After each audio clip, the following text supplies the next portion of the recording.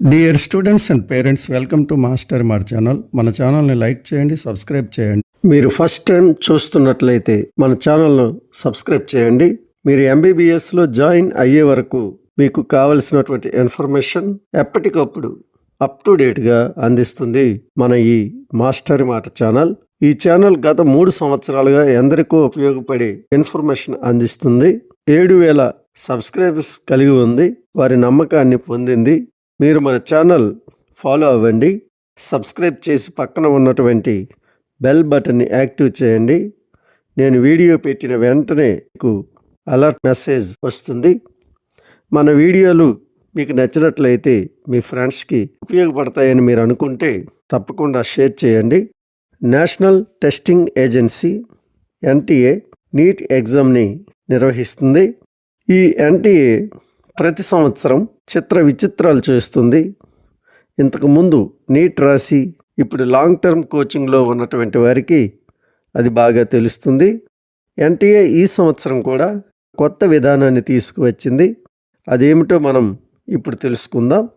2024లో file name create చేయడంలో ఒక separate పద్ధతిని తీసుకొచ్చి కొత్త విధానాన్ని ఆ సంవత్సరం ప్రవేశపెట్టింది. అలాగే 2025లో అపార్ ఐడి తప్పనిసరి చేస్తూ మరో విధానాన్ని తీసుకువచ్చింది. వాటి కోసం విద్యార్థులు కాస్త ఇబ్బంది పడ్డారు. అలాగే ఈ సంవత్సరం 2026లో లైవ్ ఫోటోగ్రాఫ్ ఆప్షన్ తీసుకువచ్చింది. ఈ లైవ్ ఫోటోగ్రాఫ్ ఎలా చేసుకోవాలో ఈ వీడియోలో మనం తెలుసుకుందాం. మీరు రిజిస్ట్రేషన్ చేసుకున్న తర్వాత మీ అప్లికేషన్ ఐడి పాస్వర్డ్లతో లాగిన్ అవుతారు. లాగిన్ అయిన తర్వాత మీ డీటెయిల్స్ అన్నీ ఫిల్ చేసుకోవాలి. అన్ని డీటెయిల్స్ ఫిల్ చేసిన తర్వాత మీ లైవ్ ఫోటోగ్రాఫ్ వద్దకి వస్తారు. అక్కడ లైవ్ ఫోటోగ్రాఫ్ బాక్స్ కనిపిస్తుంది. మీ ల్యాప్టాప్, కంప్యూటర్ లేదా ఫోన్లో స్టూడెంట్ ఫోటో లైవ్లో తీసుకోవాలి. ఇంతకుముందు అప్లికేషన్ ఫిల్ చేయడానికి ఎవరైనా సరే ఎక్కడైనా సరే అప్లికేషన్ డీటెయిల్స్ అన్నీ అప్లోడ్ చేసుకోవచ్చు. ఇప్పుడు అలా కుదరదు. తప్పనిసరిగా మీ నీట్ అప్లికేషన్ని అప్లై చేసేటప్పుడు క్యాండిడేట్ పక్కనే ఉండాలి.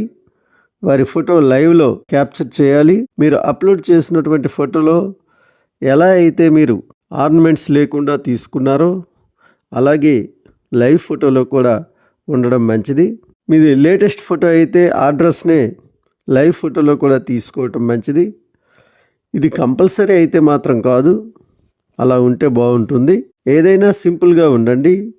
ఫోటో క్యాప్చర్ చేసిన తర్వాత right side green line fill అవుతుంది. ఫిల్ అయిన తర్వాత సబ్మిట్ ఫోటోగ్రాఫ్ అనేటటువంటి ఆ ఐకాన్ యాక్టివ్ అవుతుంది. అప్పుడు సబ్మిట్ చేయాలి. సబ్మిట్ సక్సెస్ఫుల్లీ అని వస్తుంది. తర్వాత మీ సర్టిఫికెట్స్ అప్లోడ్ చేయాలి. తర్వాత ఫీ పే చేసి ఫైనల్ సబ్మిట్ చేయాల్సి ఉంటుంది. అప్లోడ్ చేసేటప్పుడు మీరు అప్లోడ్ చేసేటటువంటి సర్టిఫికెట్స్ ఫైల్ నేమ్స్ ఎలా ఉండాలి అనేది మీకు తెలియనట్లయితే దాన్ని ఎలా క్రియేట్ చేయాలో తెలుసుకోవటానికి నేను ఒక వీడియో చేశాను. దాని లింకు మీకు ఇస్తాను, దాన్ని చూడండి. అలాగే అపార్ ఐడి ఎలా క్రియేట్ చేసుకోవాలో తెలియకపోయినా దాని లింక్ కూడా ఇస్తాను. మీరు దాన్ని కూడా చూసి తెలుసుకోండి. ఈ వీడియో మీకు ఎంతో ఉపయోగపడుతుందని నేను అనుకుంటున్నాను. మీకు ఈ వీడియో నచ్చితే లైక్ చేయండి. మన ఛానల్ను సబ్స్క్రైబ్ చేసుకోవడం మర్చిపోకండి. Thank you.